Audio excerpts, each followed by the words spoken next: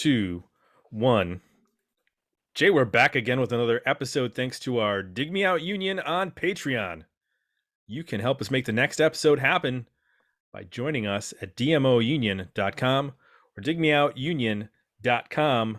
Speaking of that union, welcome Corey Kohler. Welcome to the union. Hey, Corey. Newest union member, joined up the past week.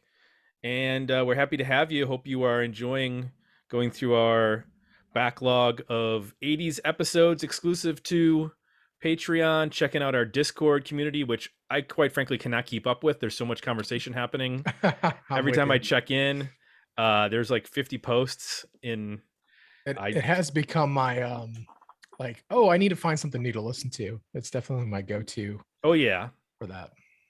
I have not only stuff, but there's stuff like I'm anticipating, like that instrumental album by the death metal band that everybody's like eagerly awaiting, this obscure instrumental death metal album.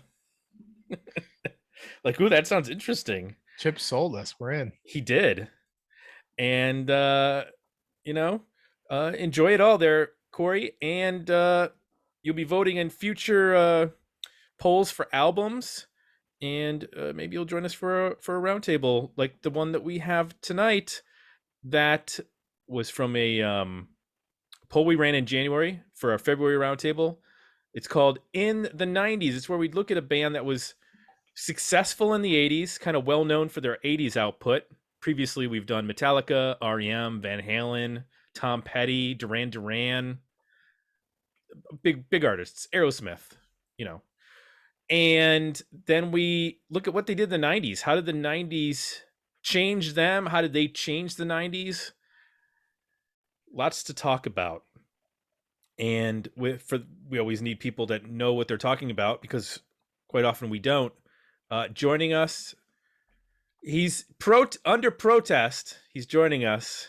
Ian McIver, welcome back. Hello. I think for this poll, if you had any other band beside the one that I'm protesting about, I would have voted for this roundtable. So, though the third option you had in the poll, I could have come up with a couple of better that would have kept it all within that same theme. So, but I'll let you go through with the poll.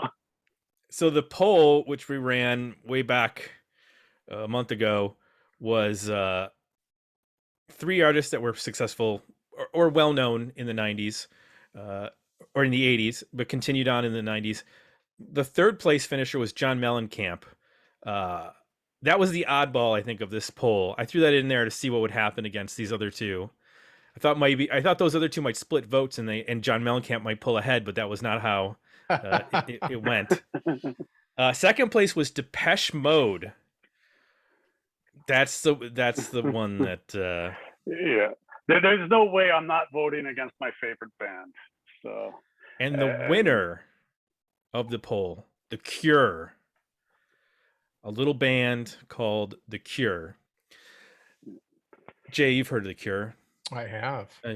We've all heard of The Cure. I mean, it's we're not going to do a whole history of the band because that's kind of ridiculous. Everybody kind of knows who Robert Smith is and the hair and all that kind of stuff.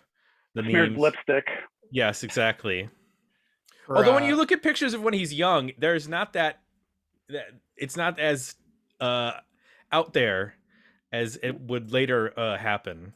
Seems like he grew into that. Yeah, he seems to be one of those people that like invents a character and then just he continues to double down on it.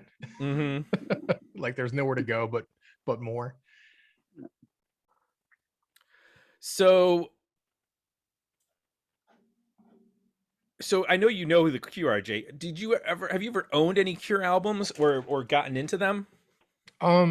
So they were always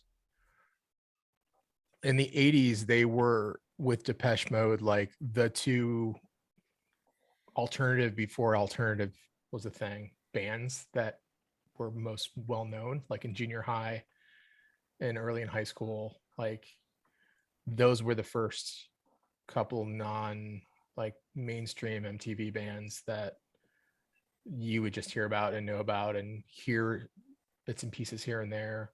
I also remember them being like popular with girls too, which was a little like unusual, like in terms of um, you know, a lot of bands would just like girls that would be just into pop music would also like The Cure and Depeche Mode.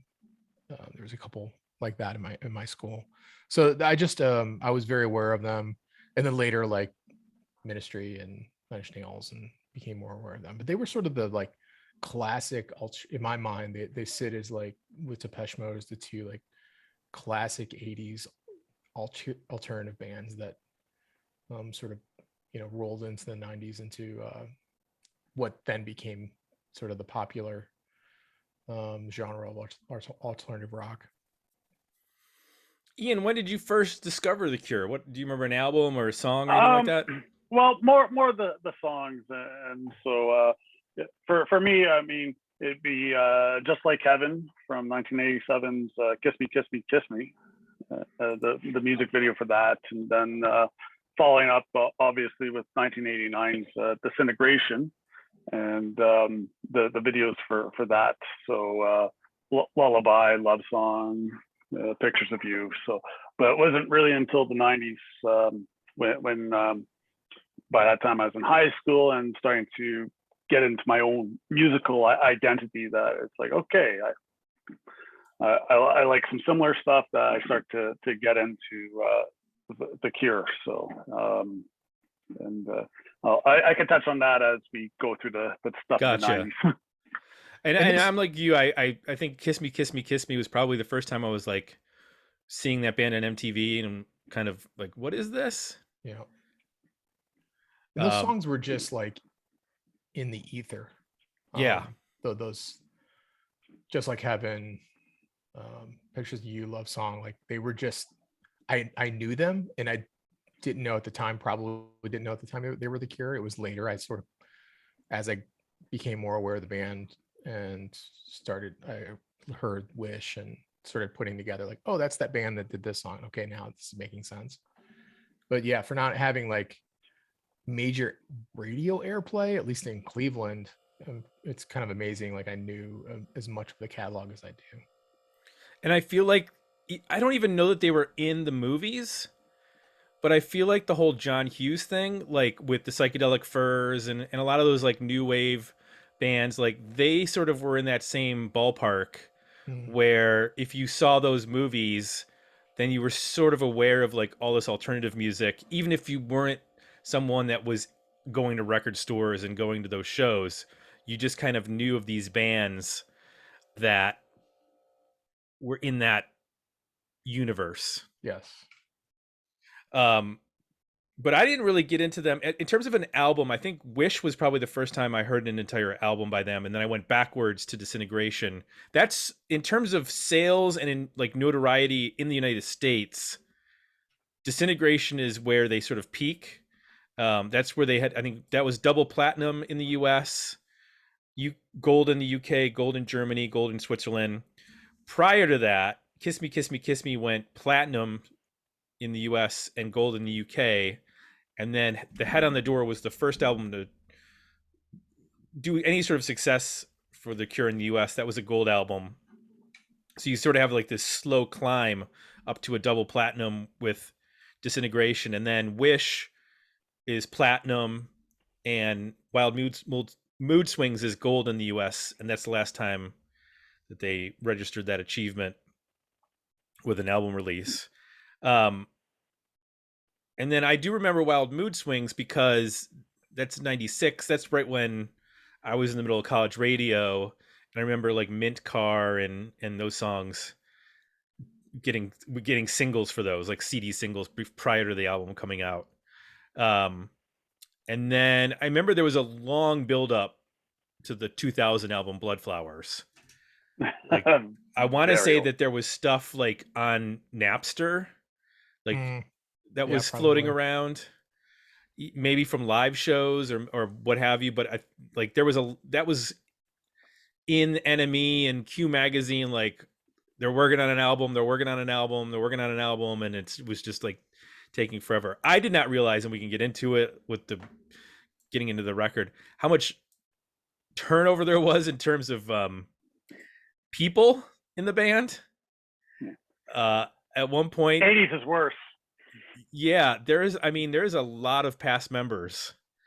And then famously, I think Lowell Tolhurst, is that how you say it? Tolhurst is probably the most famous member besides Robert Smith, and he was sort of in and out.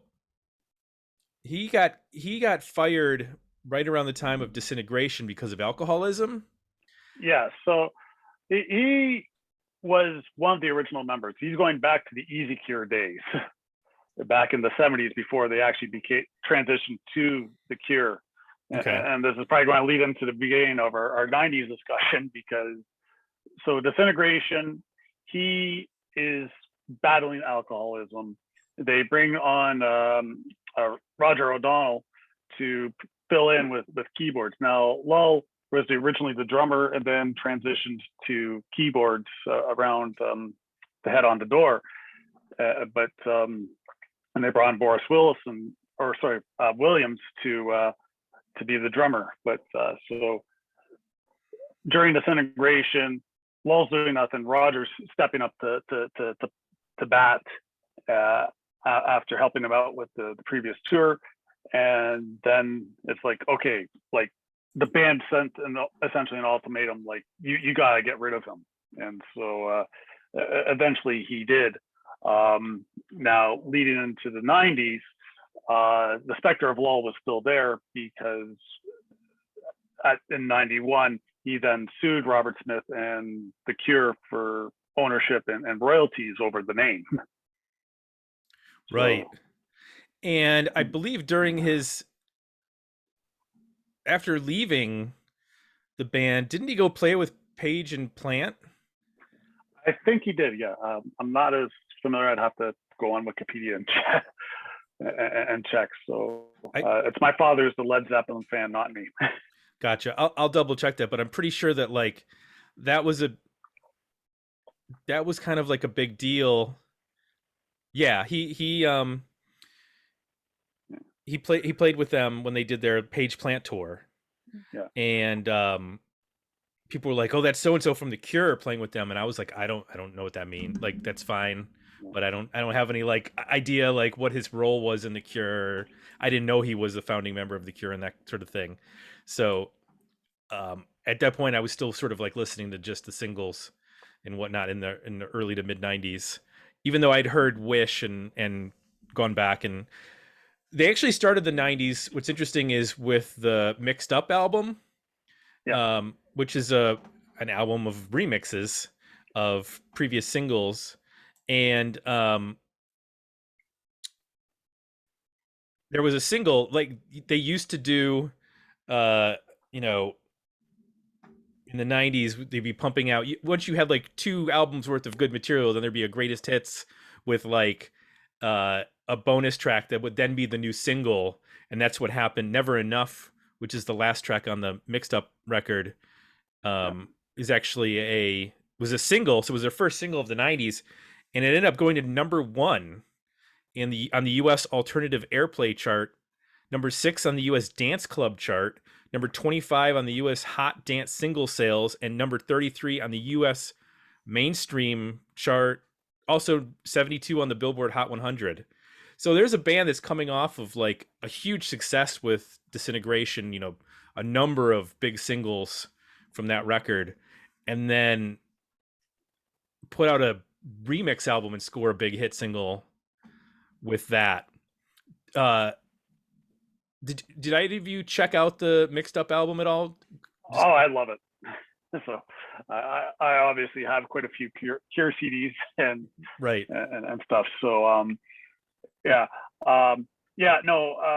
so with that album, it collected like a lot of the extended mixes for like Disintegration for those singles and Kiss Me, Kiss Me, Kiss Me. But then there was others that were remixed, and some were actually re-recorded vocals. Like they weren't actual remixes in the sense, but and keep in mind in 1990, I mean, throughout the 80s, especially at the start, a lot of remixes were 12-inch singles I'll say, I won't even say remixes, were just extended versions of album tracks, or they might have been just edited down for the album, and the 12-inch was the actual proper version. New Order's Blue Monday would be a prime example of that. And that wasn't really until like the mid 80s where like ZZT did the whole remix single for Frankie Goes to Hollywood's Relax. And then you start getting the other bands hopping on and doing more remixes with outside people. And so when it came time for Mixed Up, it's like, let's collect this. And Robert Smith wanted to do something a bit fun. I mean, the Disintegration is a very melancholy album, Right. to put it lightly. So he kind of wanted to somewhat balance it out. It's like, let's have a bit of fun. I mean, and The Cure has somewhat been like that. I mean, you go back to 1982 with Pornography. I mean, very definitive gothic rock album, and then you've got The Top afterwards, although it's kind of really Robert Smith's solo album. I mean, but it's more in the psychedelia in terms of music on that album. So, I mean, The Cure has always jumped around with the genre. Gotcha. I think looking at the transition between, if you look at Disintegration, then Wish, having the Mixed Up album in between, even though it's remixes and stuff, it is a little bit like jarring because those aren't dancey records. And then you have this, like you said, like it's mostly 12 inches and remixes and re-recordings, but it's a weird in-between period that happens. And this is also, you're just hanging out the wrong clubs, I think. I wasn't going to the right clubs when I was 16, 17. Yeah. So for Wish, which is the first, album that's not remixes and whatnot, this is the first one. This is where we have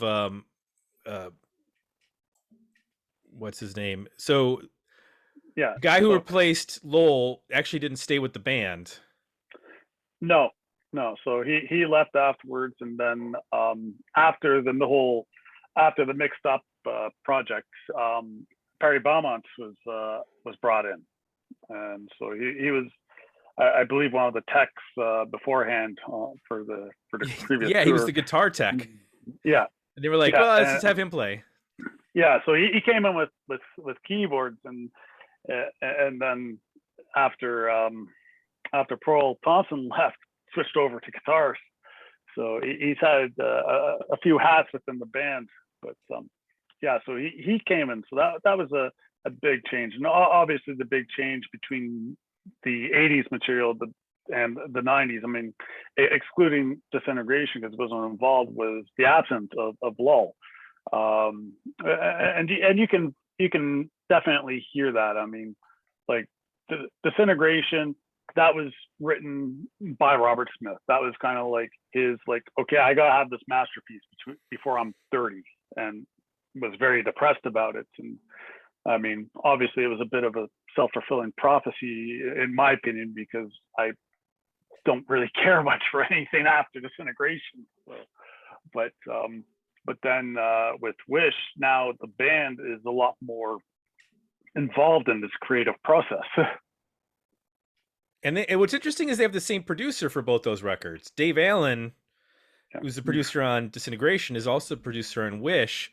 And I mean, he's got the pedigree for this style. I mean, he worked with The Mission and the Chameleons and Wire and Sisters of Mercy, Psychedelic Furs. I mean, he's got a big discography as terms of being a producer. Yeah. So what do you think it is? You mentioned about, Disintegration sort of being the ending point for your interest. What's the difference for you between Disintegration and Wish? Wish, like a lot of the Cure stuff, like let's look at the past three albums: Disintegration, Kiss Me, Kiss Me, Kiss Me, and The Head on the Door. I mean, there's a fine balance. I mean, Robert Smith has two extremes. Like one is the extreme gothic side, and then the other is a very poppy side. And the three albums beforehand had a very delicate balance between those. I mean, like Just Like Heaven, Lullaby, Pictures of You, Love Song, Close to Me. I mean, those are all songs that you can play on the radio and people aren't going to drive their car off a cliff. But with Wish, it was kind of like, okay, let's get a bit more. It was a bit more on the poppy side, I found, and it was like, okay, like they I mean, they deserved it. I mean, they had a massive tour in '89. I mean, they can do what they want at this point, and it's just. It was like there's something not there. I mean, there were a couple of songs on Wish that are good. I mean, High, which was the lead single, and then Trust, I think, was the other one, Open, the opening song. So I mean, it's not to say that this is a bad album, but the other thing as well with this album, I find the other albums are a very cohesive album. This album, you start to get all these different little things and it's not really cohesive. And that trend would continue with the next album as well. Gotcha. Jay, did you have thoughts on Wish? Yeah, so I'm investing most of my time in the two 90s records. I felt like this didn't feel like so far off from Disintegration. The little bit I listened to it, I definitely hear like more of a band involvement, which I really do like quite a bit. It doesn't probably go as dark and gothy, but instead it gets maybe dreamier when it gets, darker. I think it's got I felt it was pretty consistent. You hear all the different shades of the band, but I think because of that band approach, or you hear the different sides of like Robert Smith's writing, but because of the band approach, it holds together as an album to me pretty well. I was also just impressed by the playing, like the bass lines. I saw on this record they use some 6-string bass. It's very melodic and great tones, really good guitar parts. The drumming is fantastic. Very unique drumming on this record with lots of little accents and just a very unique feel that I can't quite think of another album from a drum standpoint that sounds like this, or another band. So yeah, I think to me it represents what I think of when I think of The Cure. Now I'm coming from a very general perspective on this. I also remember, I don't know, did we cover some of these songs? I remember we did it. We covered High for a Cure tribute. I remember a letter to Elise as well too.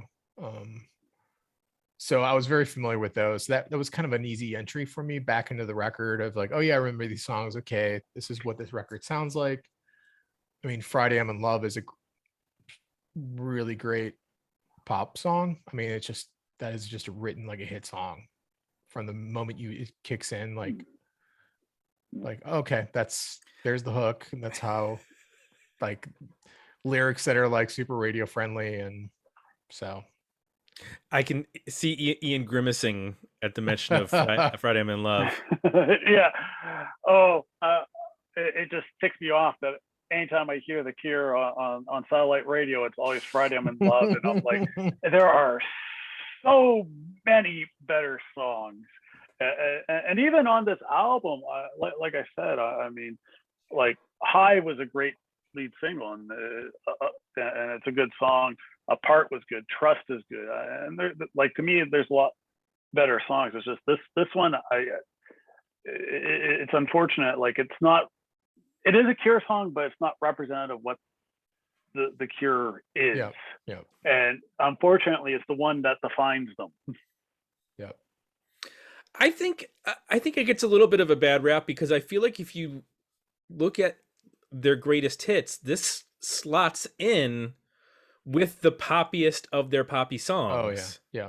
Oh But yeah. it sticks out like a sore thumb on this record because, like you said, Jay, there's definitely more of a dreamy than a gothy aspect to this record.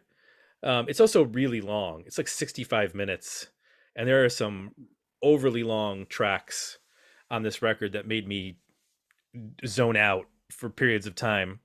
Um, I don't feel like this one carries it all the way through the way that like Disintegration does, and it has Disintegration feels like a real album that's just chock full of really great songs, whereas this feels like there's some really good songs, but it feels like an assemblage of songs as opposed to a song cycle or a concept or some sort of like collection of connected songs. Yeah, like I said, it's not as cohesive as the past Yeah. 3 albums. I agree though that song, if you put it with their greatest hits, you're like, oh yeah, this fits right in. And to the point where I had forgotten that it was a 90s song. I thought it was an 80s song. I thought it Yeah. was released much earlier than it was, and it was sort of took me aback. I had to check the the record to make sure. I was like, this song's really on this record. It's not mislabeled. Like it even just has a little bit more of an 80s sound to it. Listening to it now. Like when I think of like their poppy, I mean, like why can't I be you with those horns?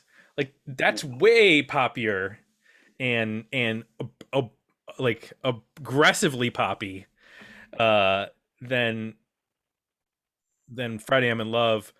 But I get it because it's such a like it seems like such a simple idea Yeah. that it's almost annoying. Yeah. But that's why the Sirius plays the shit out of it. Right, Like, exactly. that's what hip hop songs are, you know. It's the same thing with Radiohead. The only song you hear is Creep on like mainstream radio. They don't play.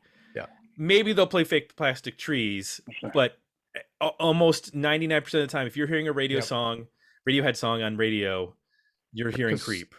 Creep is a much simpler idea. Like everybody gets it right away. Right. They're not going to play Paranoid Android. Like, right. You're like, what are they talking about? Yeah. So like I said, I mean, this did well. Some of the reviews weren't great. It got These are also their highest charting album as well. So they went #1 in UK and other markets as well. Like if you're looking at the album for not in terms of reviews or even sales, because obviously Disintegration was double platinum, but this is their commercial peak. Yeah. And I think pushed by the success of the single, which when I look back at their so Friday I'm in Love went to like basically charted in everywhere pretty high. We're talking top 20 basically around the world. Wow. Including #1 as a US alternative hit. So the only country or the only chart on Wikipedia where it's not like top 20 is Australia. Made it to 39. And this is coming off of, you got to look at like this is just a string of Fascination Street, Love Song, Pictures of You, Never Enough. There was also the remix of Close to Me charted from Mixed Up. Before that, you got Hot Hot Hot, Just Like Heaven, and Why Can't I Be You from Kiss Me Kiss Me Kiss Me. They all charted well. So I mean, this is a band that's getting on the radio consistently, not just college radio and not just like underground radio, but they're actually getting into some mainstream radio in the US for a couple of years before this. So it would make sense that then this all peaks with Friday I'm in Love, which is like the penultimate Robert Smith pop song. So after this, well, I got to mention, they put out a bunch of stuff on a bunch of live albums in the 90s. Yeah, there's 2 live albums. So there was Paris and Show. So and both covering the tour for Wish. So also Entreat. Oh, Entreat was earlier. Sorry, yeah, Entreat was actually 91. Sorry, yes, Yeah. But and that was just France only, and then kind of released elsewhere in Europe because it's Europe, and then later re-released fully in 2010 for the Disintegration re-release. And that, so the Entreats one, I mean, obviously I love it. So it's the original version from the 90s was just 8 songs. The re-release has all 12 from Disintegration. So, but then a show in Paris. Trying to recall. So Paris is kind of the has all the hits on there. Gotcha. And then show is kind of like the deeper cut for the songs. So actually, I'll just check quickly. You said you had the CDs. Do you have? Show is the hit. Paris was the deep cut. Gotcha. Do you have? So there was a special 1994 cassette only limited edition 4-track instrumental release from the Wish sessions that apparently is very hard to find. I wonder if it's on, if they added it to like extended versions of the album that have been re-released or whatnot. Yeah. I'm just thinking of getting a cassette in the mail in the mid 90s and just being like, now I got to find my Walkman. I switched over to a Discman. Yeah. Well, it depends. I mean, still, I mean, even the stereo I had in my bedroom in the 90s had cassette and CDs. So. Oh yeah, that's how you copied your CDs. Exactly. Major mixtapes. Yeah, and more likely you had a car with a cassette player than the CD, and yeah, you'd have your Discman with the little cassette thing that you would plug into the headphone. Plug it in. Plug it into the car. So CDs and cars were a disaster for a long time. Oh yeah, it took them a long time to work that out. Yeah, there's a 90s roundtable. Won't cover any albums, but just music technology. That would be good. Yeah. Yeah. Let's relive it, all the pain and suffering we had. No wonder the music was depressing in the 90s. It should be mentioned the live album Show was also accompanied with a VHS. Yeah.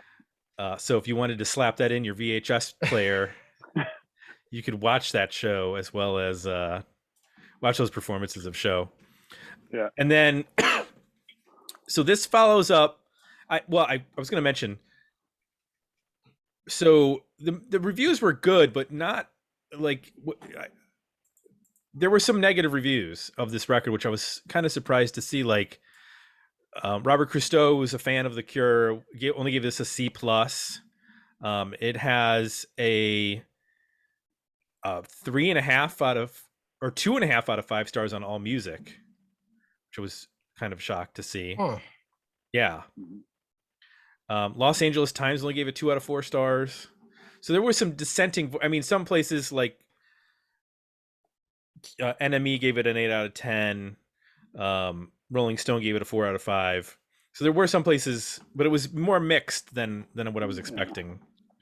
But that's what happened even back then with other bands as well like this. I mean, it's just like, okay, these guys are still outside of the norm. I mean, even though now in 92 alternative has taken off, and I mean, like there's other albums of for The Cure and other peers where it's like, okay, yeah, they've only got 2 out of 5 in Rolling Stone, but then it's like, oh, like 25 years later we do a retrospective review and 5 stars, man, like can't live without it. So I mean, like sometimes it's like, yeah, you have to take these things with a grain of salt, because they will go back and look at big albums and it's like, yeah, we trashed it at the time back in 92, but you know what, now we're like singing its praise. So history's written by the victor, I guess. Yeah. So after this comes out, they toured a lot. They were a stadium touring band at this point, all around the world. Yep. I mean, they're playing South America. I mean, that's the other thing I don't think that I had a good grasp on was how big this band was. That globally, they were able to play like big festivals and touring and lead tours all around the world. And then so that goes on for a while. They contribute a song to the Crow soundtrack. Actually, before that, they did the Jimi Hendrix tribute album. Oh, that's right. The Stone, is it Stone Free? Yeah, they did Purple Haze. For I forget what the tribute album is. Right, Stone Free, a tribute to Jimi Hendrix. That came out in '93, and that featured a very diverse lineup. You have like people like Buddy Guy and Eric Clapton and Pat Metheny, and then also Living Colour and Body Count and the Spin Doctors. This isn't like an alternative Jimi Hendrix tribute album. This is all over the place. You got Slash playing with Paul Rogers and the Band of Gypsies. Oh my goodness. Yeah. There was I just remember that being released, and I remember the album cover. That's it. I don't know that I've ever heard any of it. Yeah. So, I don't remember much, and I mean, at the time, I remember hearing the Cure's cover of Purple Haze because that was a promotional single for this album.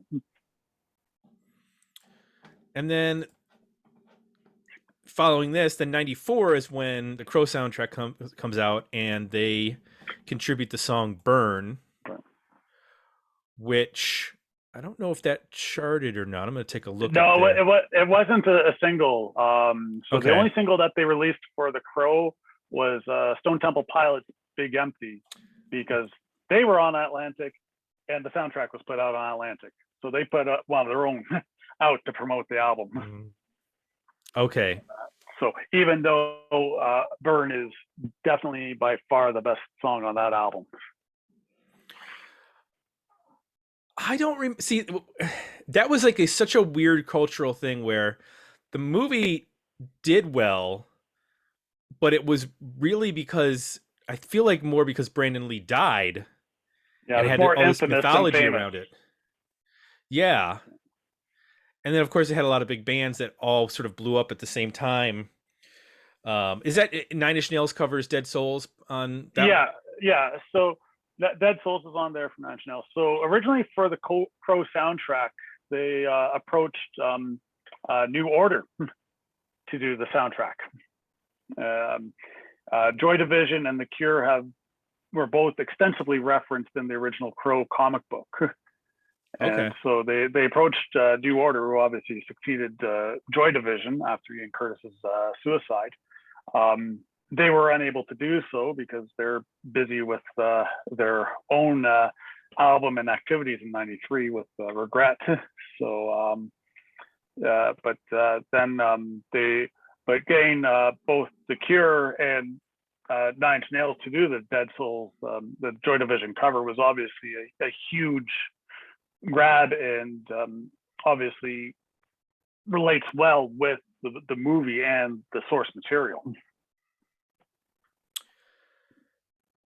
So you think that, or would you imagine the Cure contributing a song to the Judge Dredd soundtrack featuring Sylvester Stallone and Rob Schneider? Goodness. No. Yes, they did.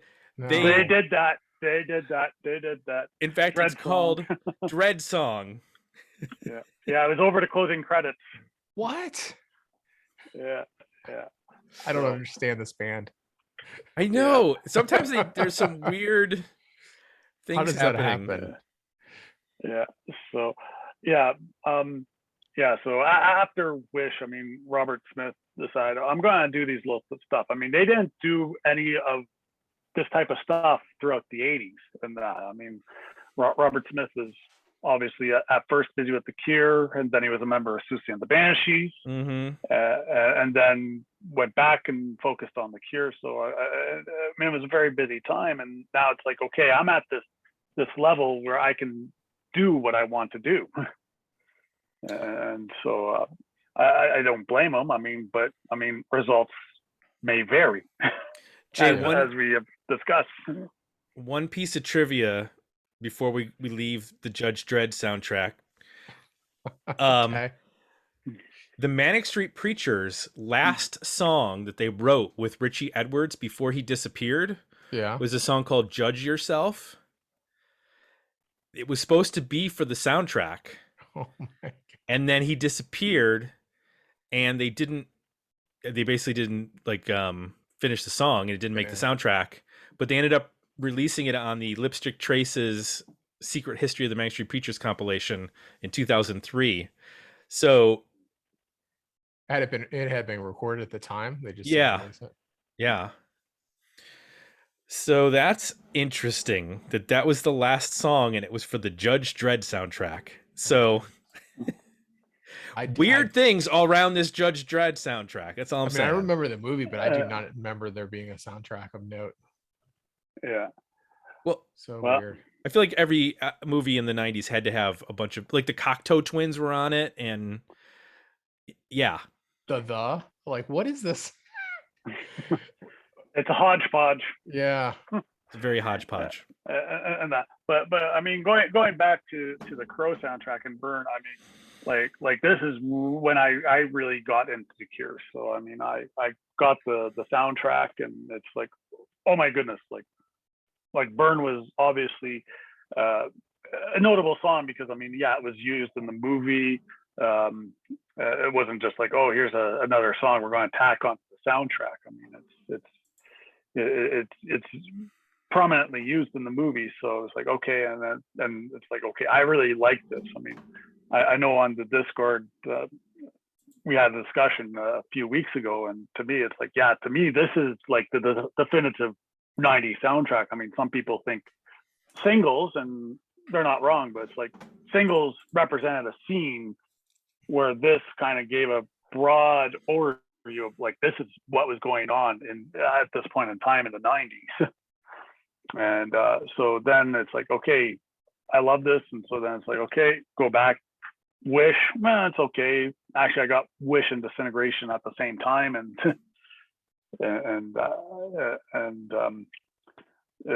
I probably listened to the Disintegration first, and I was like, okay, yeah, I love this. And then Wish was kind of like, that's all right, but yeah. So I mean, this was the point for me where I kind of latched on. It's like, okay, this is a band, and then continue going back in the discography. So, well, let's take a step forward, because actually, the only other thing we should say before we move ahead is the other lineup changes that happened at this time as well. Yeah, lineup changes, those are important. Yeah, so because so Pearl Thompson left after Wish, and Perry Beaumont, as I said before, would move from from keyboards to guitar. Roger O'Donnell came back, returned to the band for keyboards, and then Boris Wilson, the drummer, since the Head on the Door had left and was replaced by Jason Cooper. Simon Gallup, the bass player, he did leave for a bit because of medical issues. So, I mean, it wasn't like the other times where he was fired from the band or left. So this was more of just a leave, but I mean, he wasn't absent from any of the recordings that I'm aware of. Now, what's interesting on their 1996 album, Wild Mood Swings, is when you look at their technical credits, it's usually like one or two people. Robert Smith was in control of things. He's working with Dave Allen. They moved to Steve Lyon as the producer on this with Robert Smith. But then you look at like mixing on this record, Alan Moulder, Tim Palmer, Tom Lord Alge, Sean Slade, and Paul Coldery from the Fort Apache studio. I mean, there is like a whole bunch of big name folks involved with making this record happen in terms of the production and engineering end of uh, Wild Mood Swings. There are 11 people with mixing credits. That's great. That's like basically a person per song. I don't think it works as that way. Yeah, usually you don't do that. No. No. Now I remember when this. I remember spring of '86, or sorry, spring of '96. We got the CD single for the 13th. That was the lead single that came out before actually the album, and it is a bizarre single to lead this album. It's like a Latin bossa nova with horns and percussion. I mean, I kind of dug it because I wasn't a Cure fan. You know, in terms of like I didn't have any sort of allegiance to Pornography or Head on the Door or any of those albums. So I was just like, oh, this is a weird, interesting, cool song that sounds like the mid 90s where like anything was going. And clearly Robert Smith thought so too, because he decided to like put down the guitar and pick up some castanets. And so is this like, I don't know Cure fans well enough. Do they have a nickname? Are they Curies or Cure heads? I haven't heard of any nicknames. So. But I gotta imagine this is a pretty divisive album in the Cure fandom. Yeah, this is probably up there. I mean, the only album that I could think that would be more divisive would be The Top from 1984. But like I said, that's more of a Robert Smith solo album because he pretty much did everything, and that was also during the time when he was a part of Susie and the Banshees. So yeah, this one's a very divisive one. Although I remember, like, I think it was around 2007, 2008, around time 413 Dream came out, and Robert Smith said, "Oh yeah, this is one of my favorites." So I mean, he's still a fan of it, but that doesn't mean the fandom has to like it. And I don't feel like that. Like there are songs on here that sound like the Cure. Like Mint Car sounds in the same vein of like Friday I'm in Love and some of the earlier singles, but there are just some like very weird sounds and choices on this. Jay, what did you think of this record going back to it? It sounds old, like more dated and older to me than Wish. It was weird that it's actually 2 or 3 years later. Right. It doesn't sound like 4 years. Parts of it sound like very 80s. Parts of it sound almost Disney-like. 13th, I think it's the 13th, could have been on the Lion King, parts of it. Just like, what is going on here? There is Wild Mood Swings is probably the best title for this record. It just feels all over the place. I mean, you've got trumpets and trombone and violin and cello, and like, it's just every song is a left turn. Sonically, it sometimes comes back. I think Mint Car is a good example where it kind of comes back to the band format, and feels like a song that could have been from that record, but just sonically it doesn't sound to me as good. It's just a little tinny and kind of, I don't know, it lacks that I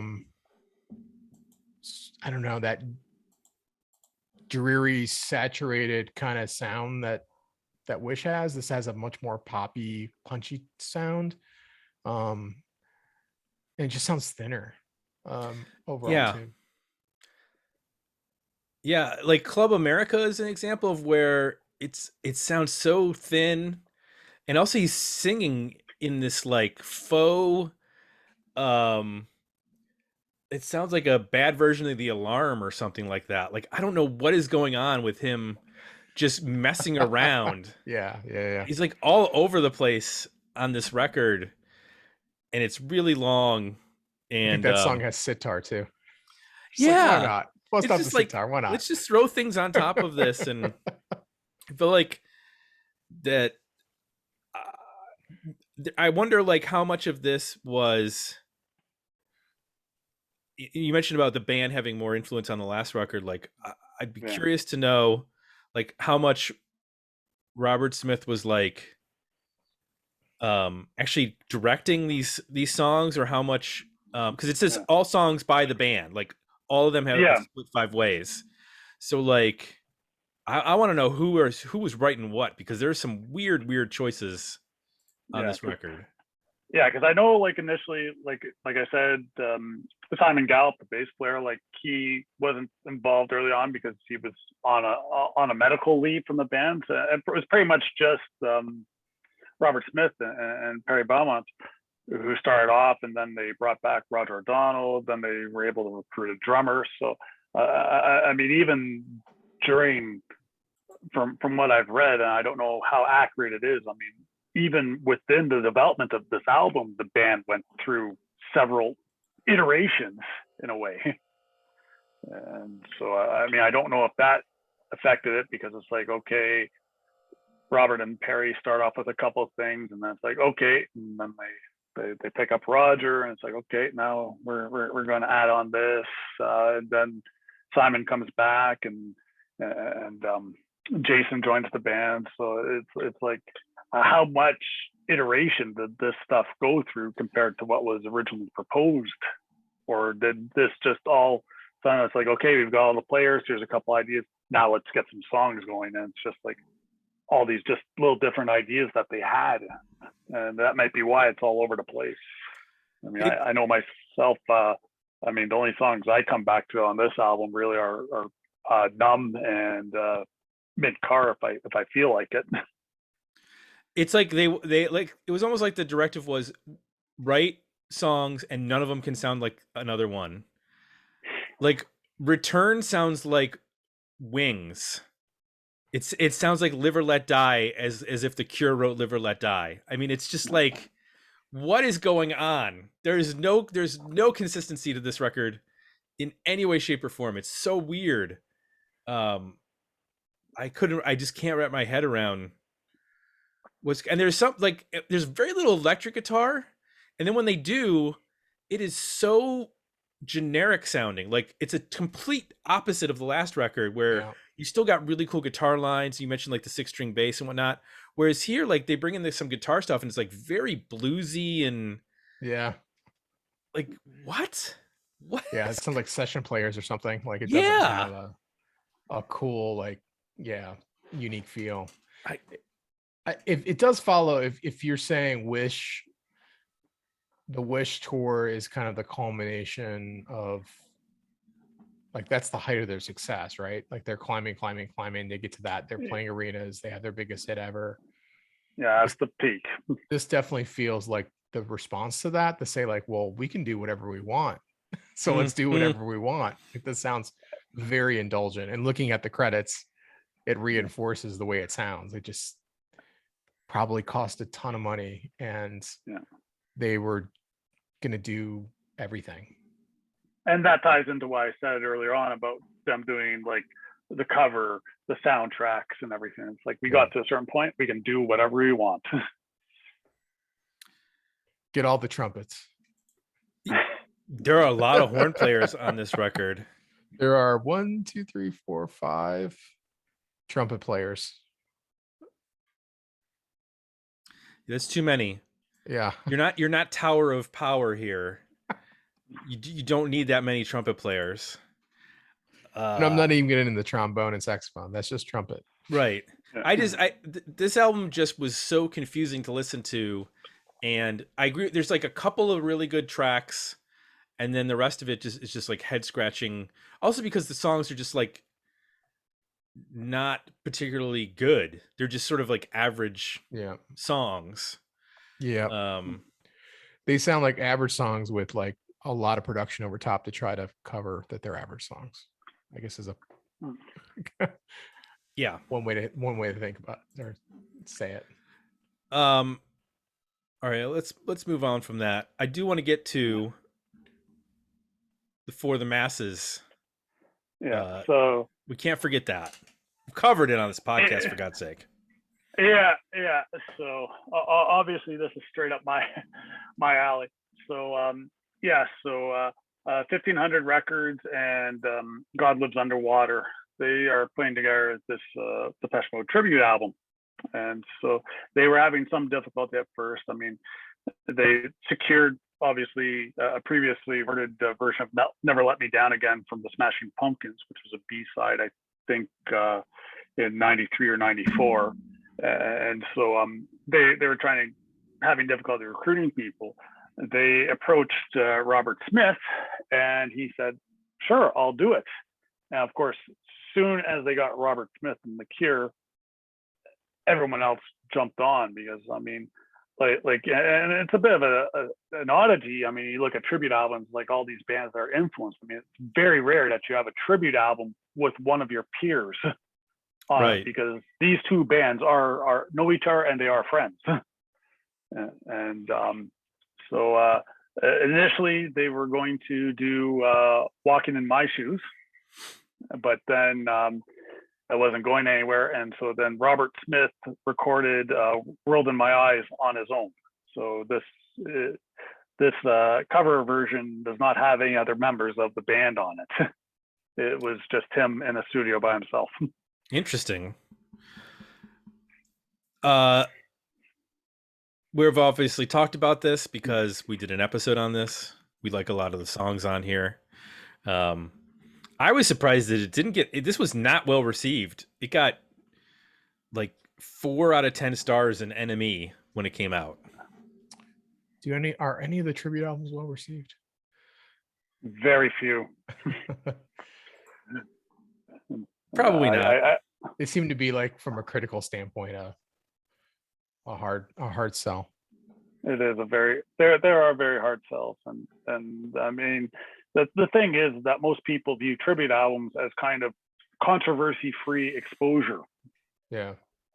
And then this, like, you've got a well-known band, everyone loves the Beatles or the Stones or Zeppelin, or in this case, Depeche Mode. It's like, you know what? No one's going to say anything bad about the songs, but it's like, okay, we can get our name out there, our exposure, but you know what? 2 months later, everyone's going to forget about it. But you know what? Some person listening to this, because it's like, oh, I like this band. Oh, this is a good song. I'm going to check out this other song by so-and-so band. So it's never, I can't think of any that have been received by the press as good. Yeah. The same year, the X-Files, the album came out from the movie The X-Files that came out in 98. And this has some good stuff on it. The Cure contributed the song More Than This, which is not a cover, I think, of Roxy Music. No, it's an original composition. This had some good stuff. Filters doing their cover of One by Three Dog Night. And then the Foo Fighters had Walking After You on there. Bjork had Hunter. The Cardigans had a song on there. Deuce, but I believe not the Kiss song. It also featured Noel Gallagher, Sarah McLachlan, X covering the Doors' Crystal Ship, Soul Coughing. But I don't think I've ever tracked that song down. And I don't have that soundtrack. I had the soundtrack for the show. I had the Songs in the Key of X. Yes. Yeah. That one. Songs in the Key of X. That was the one that had like Nick Cave and Frank Black and Danzig, and there was a lot of cool stuff on that. And the Foo Fighters and Filter again. Yes. Bit of a trend, I guess. I just missed all the music that the X-Files had. X-Files was like its own little like label at that point, putting out so many records. I see that. Wow. But mind you, when the movie came out in 98, I mean, that was kind of peak X-Files as well. Yeah. So following this, they put out, actually it was the year before, Galore, the greatest hits. Yeah. And that again featured a new song which was Wrong Number. Wrong Number. Interesting about Wrong Number, it features some famous people. Reeves Gabriel Yeah. plays guitar. David Bowie's guitarist. David Bowie's guitarist plays guitar on that song. And would later join The Cure in 2012. Oh, really? I didn't know that. Yeah, the photo that you put up for the Patreon advertising this thing, I'm like, you couldn't have chosen one for the 90s. Instead, you got the present day lineup with Reeves Gabriel. I don't know. Robert Smith looks the same from like 1988 to now. I can't tell. I can't tell what that's all from. But yeah. Wrong Number again was another good single for the band. It made its number 8 on the U.S. Hot Modern Tracks chart, and it charted in Australia, Netherlands, New Zealand, and UK in the top 100 in all those places. So, and this was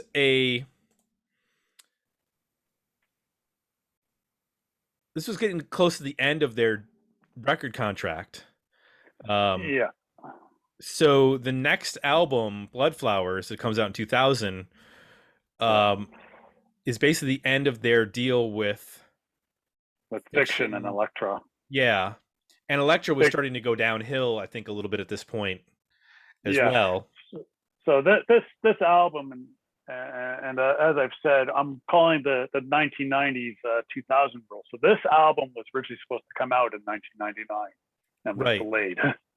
I've heard 1998, but I've never seen anything concrete. All I knew is that they were recording the album in 1998 and that. So this album came out in February 15th. So, and if this podcast is coming out on next Tuesday, it'll be coming out on the anniversary of the album.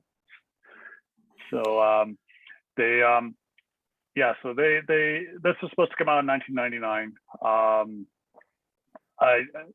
And was stated to be the third part of the trilogy with Pornography and Disintegration, and it kind of fits in. I mean, they're all loosely connected, but I mean, sonically, I mean, like, it's very, very dark, very introspective. The only unfortunate part about this album is that there's a lot of guitar droning on this album. This album was trashed when it came out. Melody Maker titled their review "Goth Awful" and gave it a 1.5 out of 5 stars. Rolling Stone said Smith can write 4 bad songs in a row,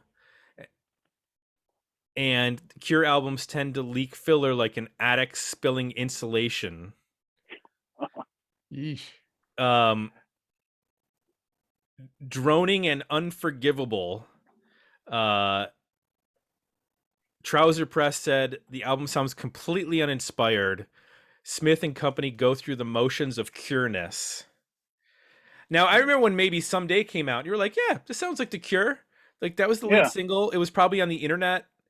And I remember them performing it live on nighttime TV. I forget which one, but like at the time I was in my final year of university, and my sister had just started university. We're both out of town and living together again, and it was just like living at home, except mommy and daddy aren't there to mediate the fights.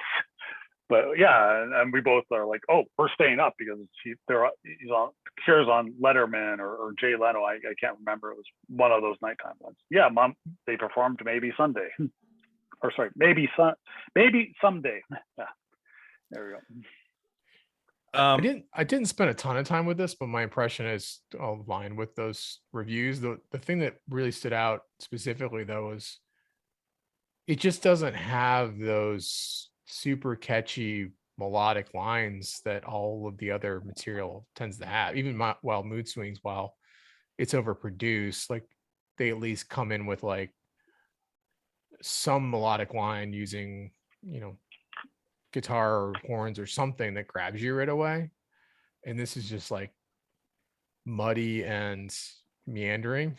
Like, it just never gets to the point of like, okay, what is the melodic hook here? Yeah.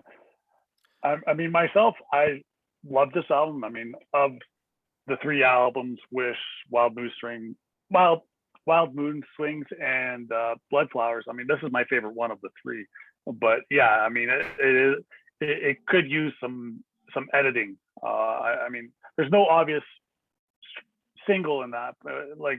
You go back to Pornography from 1982. I mean, yeah, there's The Hanging Garden, but I mean, though that album isn't full of those obvious pop songs, and this is somewhat of the same. I mean, this is an album, not like a collection of songs, which is unfortunate, and it's far more cohesive compared to the previous two, but at the same time, I mean, it just doesn't reach the height of any of the stuff in the 80s.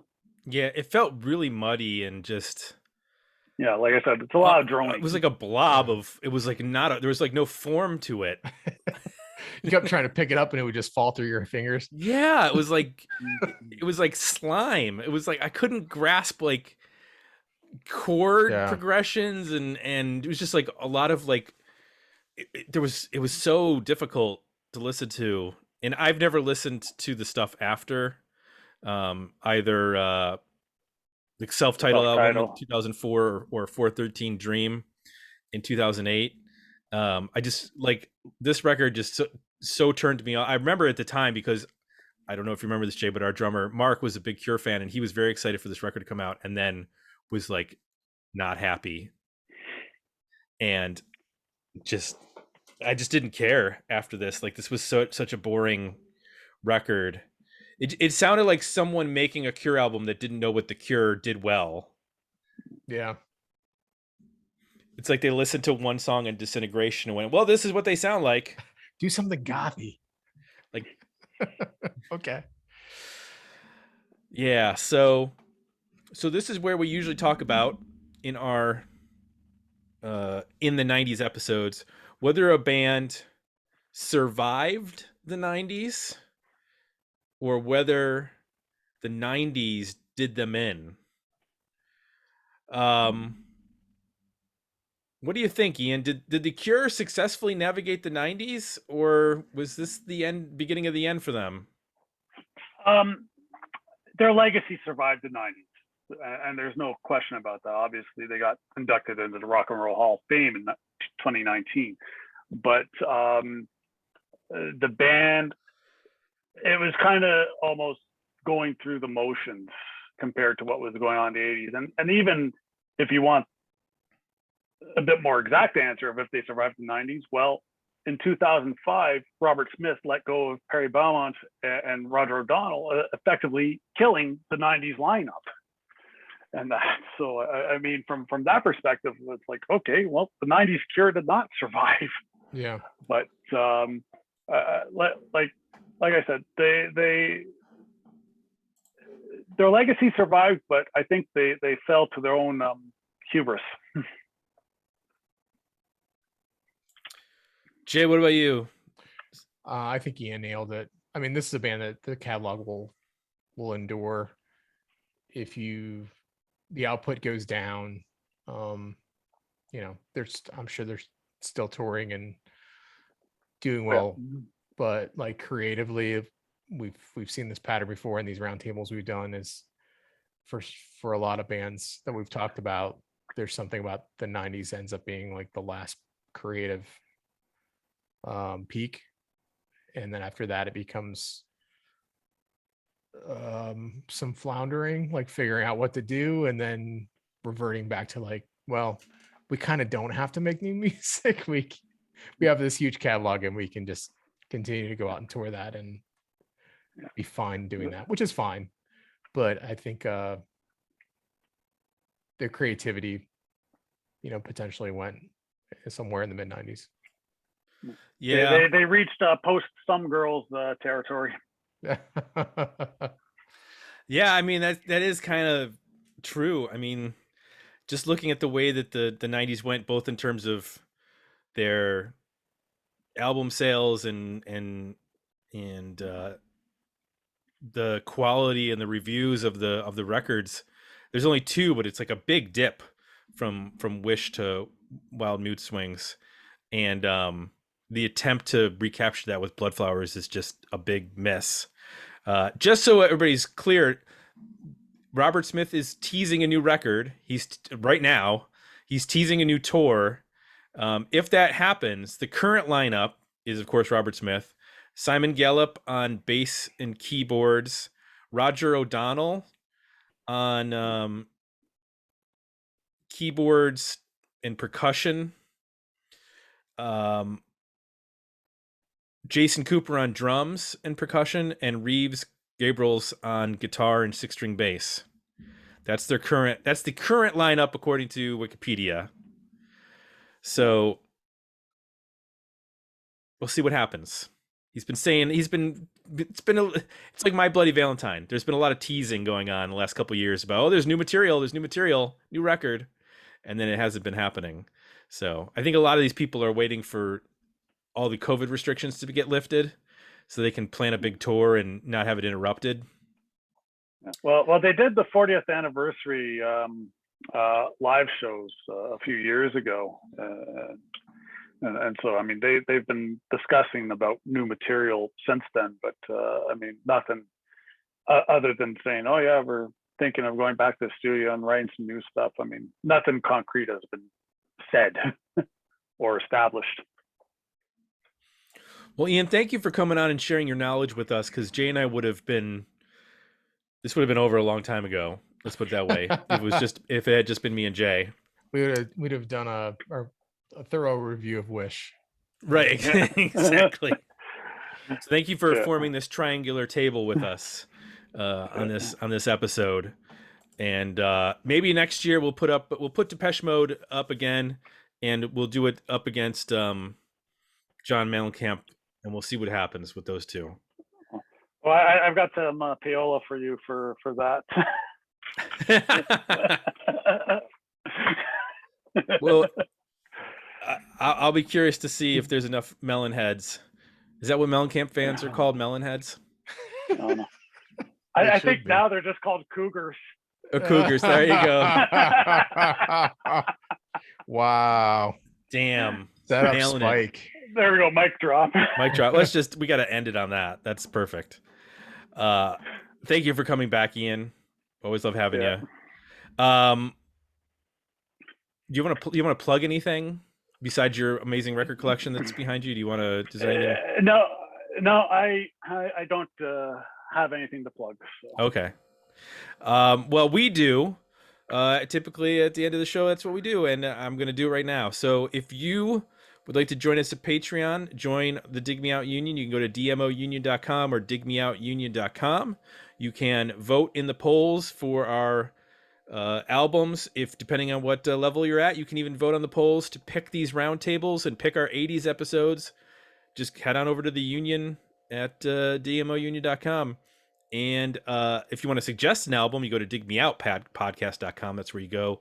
Drop a album title, artist, a little description, tell us why you want us to review it, and it'll go in the hopper, and maybe it'll get picked for a future review.